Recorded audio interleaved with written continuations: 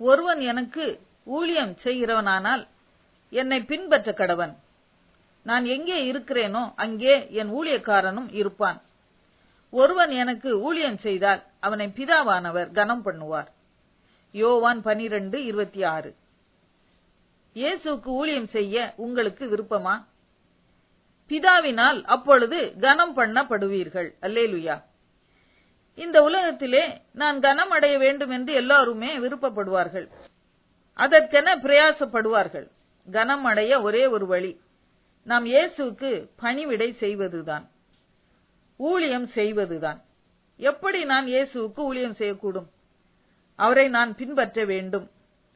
ஒருவன் என் பின்னே வர விரும்பினால் அவன் தன்னைத்தான் வெறுத்து தன் சிலுவையை அனுதினமும் எடுத்துக்கொண்டு என்னை பின்பற்ற கடவன் என இயேசு லூக்கா 9:23 கூறுகிறார்.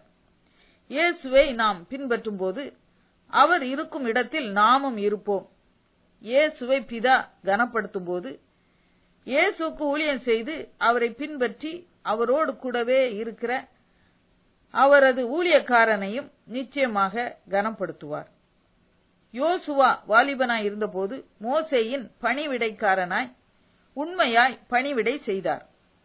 ஆசரிப்பு கூடாரத்தை விட்டு பிரியாதிருந்தார்.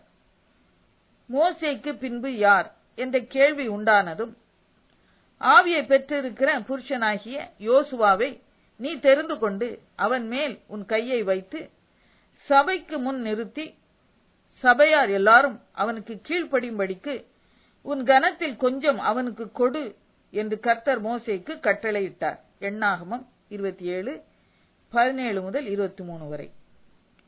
கர்த்தர் சொன்னது போலவே யோசுவா ஆசாரியரை யோர்தானில் நிற்கச் செய்து ஜனங்களை அற்புதமாய் கடக்கச் செய்தார். அந்நாளிலே கர்த்தர் யோசுவாவை சகல இஸ்ரவேலரின் கண்களுக்கு முன்பாகவும் மேன்மைப்படுத்தினார்.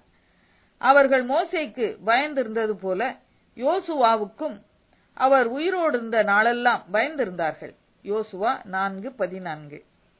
கர்த்தருக்கு ஊழியம் செய்வது அவரை கனப்படுத்துகிறதாய் இருக்கிறது. என்னை கனம் பண்ணுகிறவர்களை நான் கனம் பண்ணுவேன் என ஆண்டவர் 1 சாமுவேல் 2:30 கூறுகிறார். ஏற்ற காலத்திலே தேவன் உங்களை உயர்த்தும்படிக்கு அவருடைய பலத்த கைக்குள் அடங்கி இருங்கள். 1 பேதுரு 5:6. தன் பாதத்தில் தைலம் வார்த்து பாதங்களை முத்தம் செய்த மரியாளை பார்த்து ஆண்டவர் சொன்னார், சுவிசேஷம் உலகத்தில் எங்கெங்கெல்லாம் சொல்லப்படுமோ அங்கே இவள் செய்ததும் சொல்லப்படும். இவள் தன்னால் இயன்றதை செய்தாளே என்று சொல்லி அவளை கனப்படுத்தினார். உன்னையும் இன்றைக்கே கனப்படுத்துவார். அப்பா பிதாவே, உம்மை நான் கனம் பண்ணுகிறேன்.